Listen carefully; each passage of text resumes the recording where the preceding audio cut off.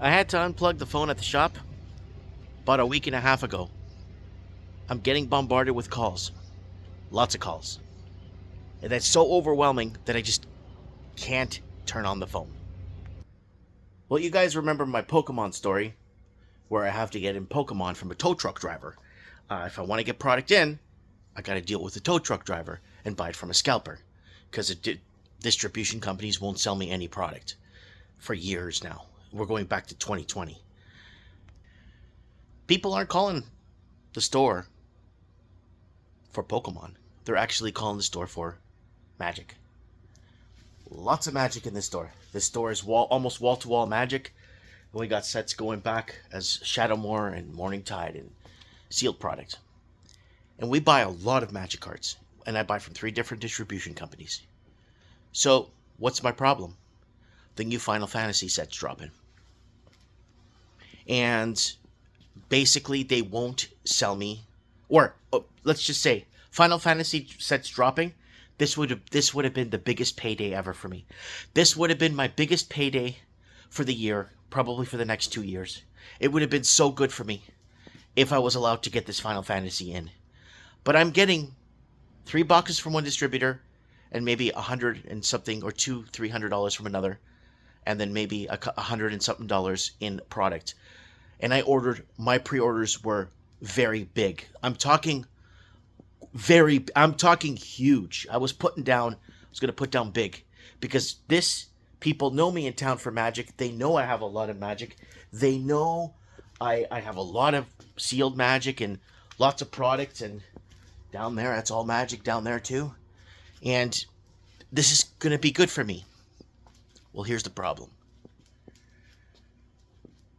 They don't want to sell me the magic cards. I'm getting nothing but peanuts in. Just a couple of crumbs. And I don't know where to take this business anymore because the whole purpose of having a store, a brick and mortar, is to get in the exclusive product in to help my payday, to help me keep this place open and feed my family. I'm getting from what my pre-order was, I'm getting less than 1% of my pre-order. So this is it, folks. I don't know where to turn anymore because I was banking all year on this big Final Fantasy payday. Like, this is gonna be great. I got in all like commander decks. I got everything I need, like everything anyone needs to play to get into Magic, or even to do some lottery and buy some old packs and have fun with it. But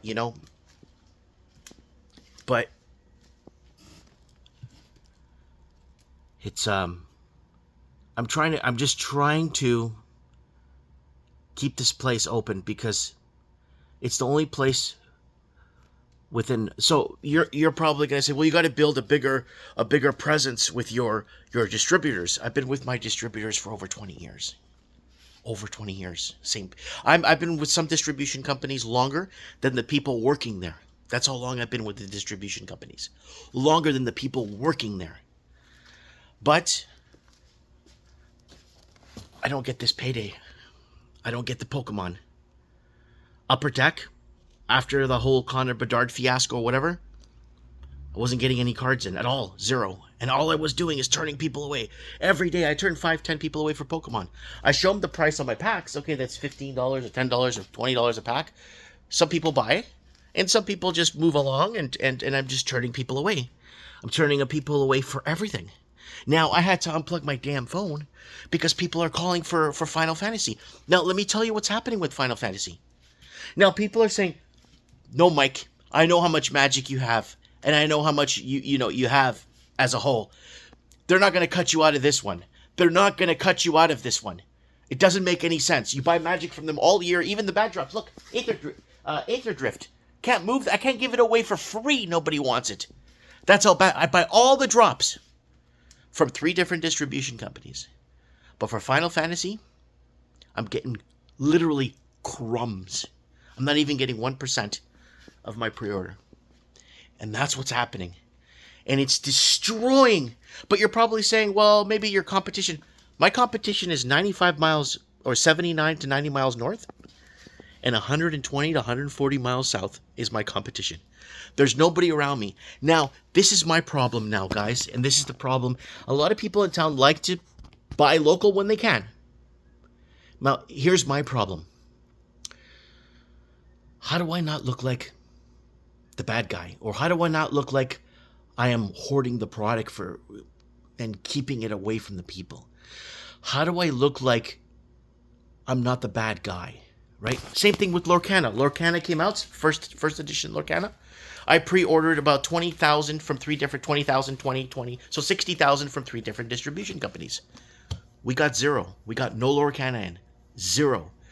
I was accused for hoarding it. And a guy called Ravensburger to say that I had it in my store and I refused to sell it to him. And then he made a complaint to Ravensburger, and ever since then, I'm not getting any more Lorcana. I don't want to deal with Lorcana anymore. I didn't have any to sell to the guy. I bought a box on the secondary market for $300-400, but I didn't have it back when it came out. So, being with the distribution company so many years, they don't care. They don't care. Being far distances from other stores, like say, hey guys, like I'm just, like there's nobody here. Let me feed my family. I can feed my family here easily. I can. Because I'm the only, and people driving through, coming in and buying products, not a problem. I could feed my family through this store. And then you're probably going to say, go secondary market. Secondary market's too expensive for me, then I'm going to have to gouge my customers like I'm doing with the Pokemon. Right? So everyone's going to tell me, oh, online. No, I turn a lot of people away, a lot of foot traffic away every single... Now the weather's getting good here, so people are passing through my little 2-stoplight town. They're coming in, they're checking the place out, and they're always asking for the same 3 things. Same 3 things, right? I don't get as many people coming in anymore saying, oh, what board game do you recommend for me and my family? Oh, I could recommend you so many great board games for you and your family. But I'm not getting that anymore. It's turning towards more of the investment side of trading cards. Now, the trading cards were a dime a dozen. Before 2020, I could just order in any set. I could go back 5 sets of Magic or 5 sets of Yu-Gi-Oh! Or 5 sets of Pokemon and restock. My Pokemon was really big. I think it was this shelf here was all Pokemon. And when I would run out of one older set from like 2017 or 2018, I'd call them up, get 3 more boxes in, and keep all my Pokemon solid. Like solid. Always restocking. When I sell a couple of boxes, I order 3 more back, and then, I'm out of tins, I order another case of tins. I need this and these. For years! Years I've been doing it. Years! But now, it's changed. The greed is just so over the top. Right? Now, this Final Fantasy thing, right? Now, a lot of people will say to me, well, why don't you get your store sanctioned and stuff? Well, you're going to have to watch the Merit Harassment series to see why we can't get our store sanctioned, because the amount of problems we've had here for opening a business in town. Another thing also was when I had my store in Vancouver, this was like 17, 18 years ago, we were running midnight pre-releases. I was in a big mall. My store was in a huge mall. And it was a huge store. And there was a street exit to the street. And then beside was a Make 24-hour McDonald's. Right beside, in the mall in downtown Vancouver. So we would run midnight pre-releases. We ran a midnight pre-release, everything was fine. And then the next midnight pre-release we ran for the next drop, I don't know if it was Shards. No, it was older than that. It was way older than that. It was a really old, it was an older set. I think it was Eventide. Yeah, it was Eventide. I think it was an Eventide midnight pre-release we ran.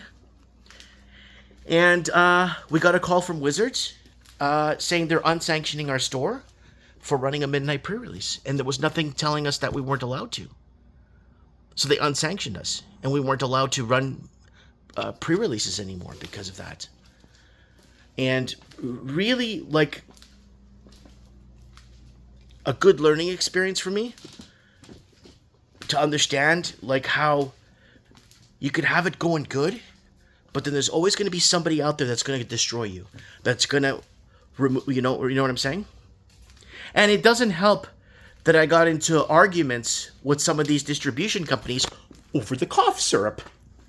Oh, I'm not taking that cough syrup. Are you nuts? I'm making videos in 2016, 2017. Go look them up on the timestamped 2018 videos. They're going to pull the trigger on a pandemic, folks. They're going to shut this down. Because a lot of people don't know what was happening in Canada. Canada was being plundered. Selling out to Chinese communists. Buying out Canada. Everything. Our mines, our telecom companies. Billions of dollars in real estate. And I was making videos. I'm like, they're going to have to shut this thing down. Economically, Canadians were getting first-time home buyer loans to buy a one-bedroom apartment, to put $50,000 on a one-bedroom apartment, and then have a mortgage for $600,000, $700,000, $800,000. If that doesn't seem strange to you guys, a Canadian born and raised, educated in Canada, can't afford to get into his own housing market. So, I think a lot of the distribution companies see my points of views, understand where I sit in certain things, and maybe, so I think they see this, and then what do they want to do? They want to starve me out. And then I'm right about a lot of this stuff. Go watch my old videos about food prices from 10, 15 years ago. Energy prices, mass exodus from the big cities. American dream is dead. It's all about survival. Canada's dying. Go look at what we're talking the last 15 years. And I think because now as it happens, as unfolding, and I'm right, they hate me even more. And that's the only thing I can think of. It's that. I'm a Roman Catholic. It could be that. I'm a Portuguese. Don't laugh when I say I'm a Portuguese. When I was in Toronto, Ontario, I got fired because employers found out I was Portuguese. I made a whole video about that. Jobs I got fired from for being Portuguese. And then I have people that watch that video from different parts, from out east, and they're like, man, I remember that, Mike. Man, I remember that. Right? So, anyways, I don't know I gotta reinvent this business somehow, because I really like what I'm doing.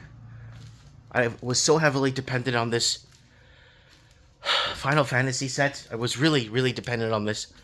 Now, I'm getting crumbs. I'm getting such a little amount in that I think I'm just gonna I'll give it away as prizes for the next year. Just give it away as prizes and raffles and do fun events and stuff at the store and try and see if I could get some of the boys too. We have an 8-man table here. It's an 8 or 9 foot table. People are saying you don't have play space. No, we have play space. What happened was we used to have one table here, 2, and 3. We used to hold 18 to 20 people in the store easy, along here, all the way down. We used to easy. But then what happened was, because we couldn't get sanctioned for Magic, we did Yu-Gi-Oh. So we were OTC. There's our Yu-Gi-Oh product. So we became an OTC store. And then what happened was, another business in town contacted Yu-Gi-Oh, took a picture of the house next door, because me and the house next door shared the same address. So took a picture of the house next door, and then said we're running events from a house. Then we lost our OTC. So we weren't allowed to run Yu-Gi-Oh events anymore. So then I said, okay, you know what? Okay, that's fine. So I'm just going to put product here. Because the product I sell, it turns, and limit the play space. But I have enough room for 8 people to sit here if I have to. Right? Lots of room here. So, but sometimes I wish I wasn't on social media from day one and just kept my mouth shut. I would have made more money. I would not make more money. I wouldn't be in this predicament I'm in today. I wouldn't be here. Anyways, guys, let me know what you guys think in the comments below. How do I reinvent myself? I do have singles. I got binders of singles of almost all the games. I look them up online when someone comes in and wants to buy a single card. Right? I do all that kind of stuff too. I do that stuff too. Like, so people will say, I've been in the business for over 20 plus years now. And I just breaks my heart that I'm being starved out of product. Location in the middle of nowhere.